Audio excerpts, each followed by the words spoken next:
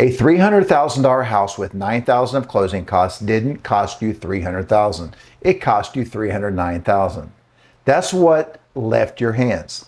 If you were always going to spend $309,000 on a house, why'd you write your offer for $300,000 and then hand over $9,000 in cash? You could have written that offer for $309,000, asked the seller to pay for $9,000 of your cost, and the seller walks away with exactly the same money. And $8,550 would still be sitting in your bank account tonight. This is not a rescue for a buyer who's broke. This is for every buyer. And by the end of this, you're going to know exactly why. In appraisal, a cap almost nobody quotes correctly, and one rule that quietly ruins this for people who ask for too much. I'm going to show you all three out of the actual rule books, and then I'll hand you one sentence to give your agent.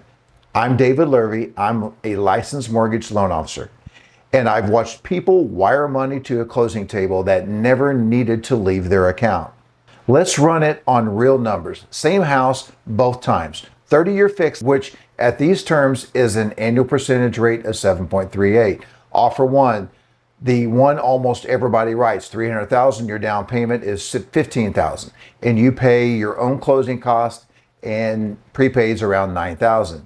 You are wiring $24,000 to that closing table. Offer two, in this contract, the seller pays $9,000 of buyer's closing cost. Look at the seller's side first. $309,000 minus the $9,000 they're crediting you is $300,000.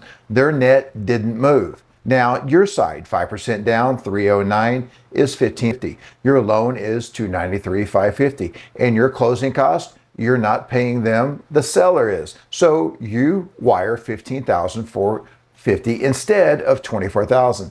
$8,550 stays in your bank account. Your loan went from $285 to $293,550, which is exactly to the dollar what stayed in your bank account. Nobody gave you $8,550. You borrowed it.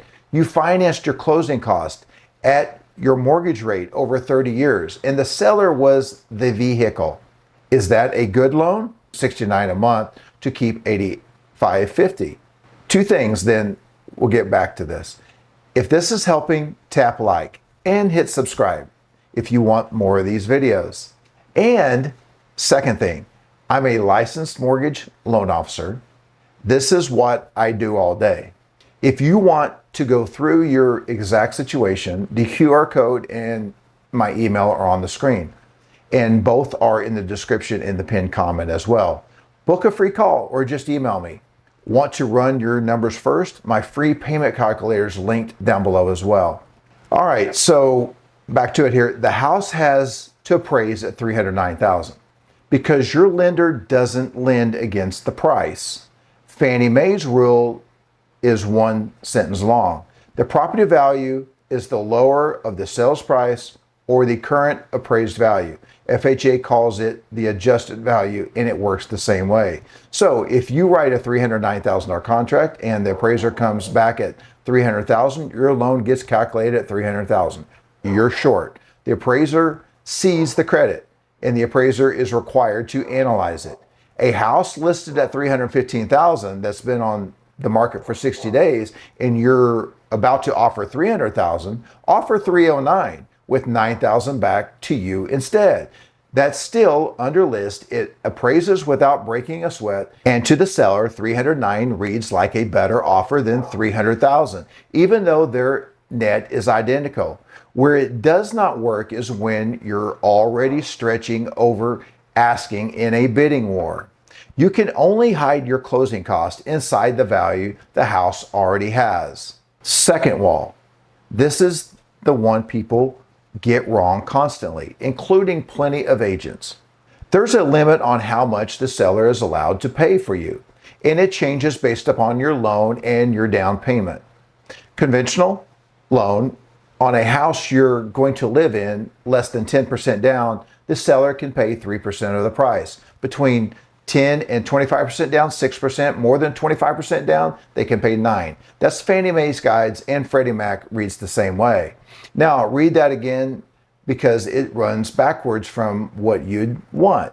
The buyer who needs this the most gets the smallest number. Run on our deal. 5% down means 3%, and 3% of 309,000 is 9,270.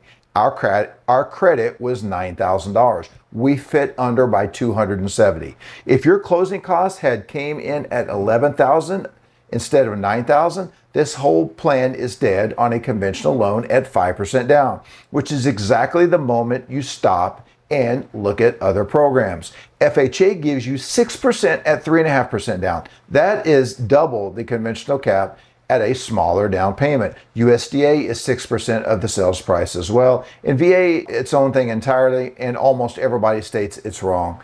On a VA loan, the seller paying your closing cost is not a concession at all. It doesn't count against anything. That cap of 4% you've heard about only governs the extras.